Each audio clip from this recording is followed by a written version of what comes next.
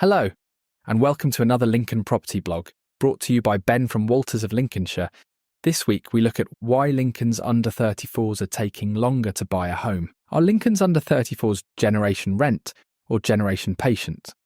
It's no great revelation that young people in Lincoln are finding it increasingly difficult to buy a home. Rising living costs, modest wage growth, and stricter mortgage lending rules have all contributed to a noticeable shift in the housing landscape. For many under 34, home ownership feels more like a long-term goal than a near-term reality. But just how challenging is the situation? And what might the future hold for younger Lincoln residents trying to take that first step onto the housing ladder? Let's take a look at the snapshot of housing realities for Lincoln's young adults. Across Lincoln, there are approximately 42,504 households.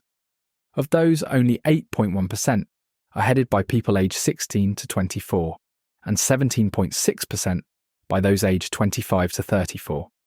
Interesting when compared with the national averages of 2.6% and 13.5% respectively. Let's dig into how these young residents are actually living.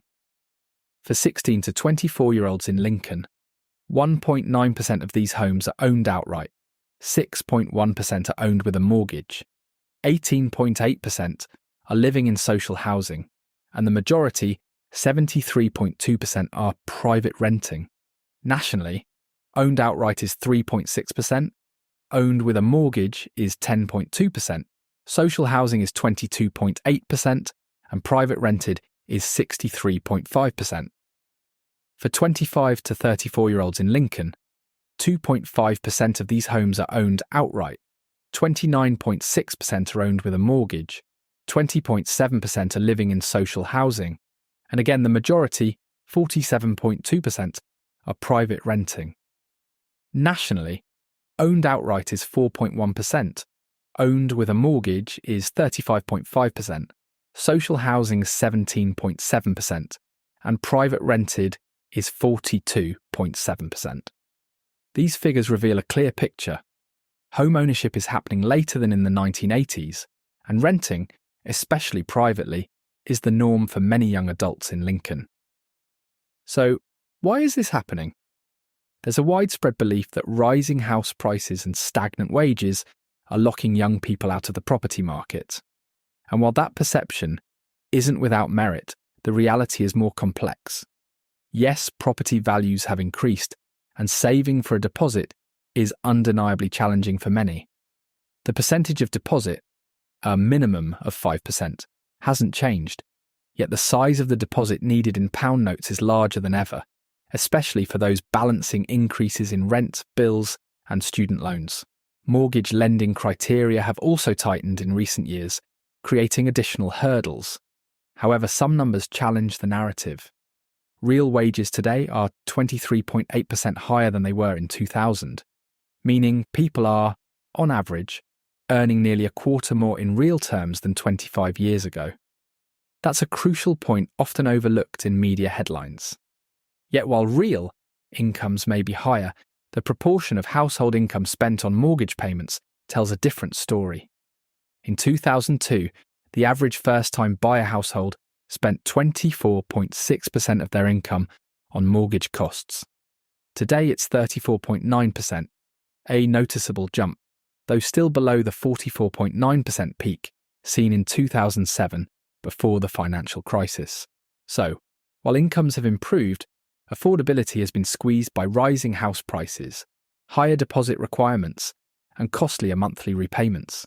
The perception that home ownership is harder now isn't without foundation, it's just that the causes are layered, not linear. Let's look at the changing face of Lincoln first-time buyers. It's easy to romanticise the past, where buying a home in your early 20s was the norm. But the reality is that this was largely limited to previous generations. In the 1980s, the average first-time buyer was around 26 years old. Today it's 31 and 34 in London. This isn't unique to Lincoln and the UK. In fact, many developed countries have seen similar trends. In Germany, for instance, it's common for people to rent into their late 30s or early 40s before buying, often when they have greater financial security and a larger deposit, resulting in less mortgage debt overall. It's a slower start, but potentially a more stable one in the long term. What about the silent power of £3.69 billion in Lincoln? One of the most overlooked aspects of Lincoln's property future lies in the wealth of its older generations. Across Lincoln, the over 50s collectively hold over £3.6 billion in property equity. Many of them bought their homes decades ago when prices were significantly lower. As they begin to downsize or pass on their estates, this could unlock a huge transfer of wealth to younger generations. In Lincoln, where family ties often run deep, this could be the key to many younger residents finally stepping onto the property ladder, not by scraping a deposit together alone, but through inheritance or family assistance. So, what's next for Lincoln's young homebuyers? The outlook isn't all negative. While current ownership rates among under-34s are low, it doesn't mean they're permanently shut out of the market. In many cases, it's just a matter of timing. The real shift will likely come from a combination of cultural change, more young people willing to wait, and financial support from older generations. Delayed doesn't mean denied. With more young people getting financially prepared and intergenerational wealth set to play a bigger role, Lincoln could see a gradual rise in home ownership among younger adults in the years ahead. The challenge is real, but so is the potential. Lincoln's younger generation aren't being locked out forever. They're just waiting longer to find the right door to walk through. What do you think? Is this the calm before the next wave of first-time buyers? For more insights and information, visit the Lincoln Property blog, brought to you by Ben from Walters of Lincolnshire at www.walters-property.com/blogs. Until next time, take care.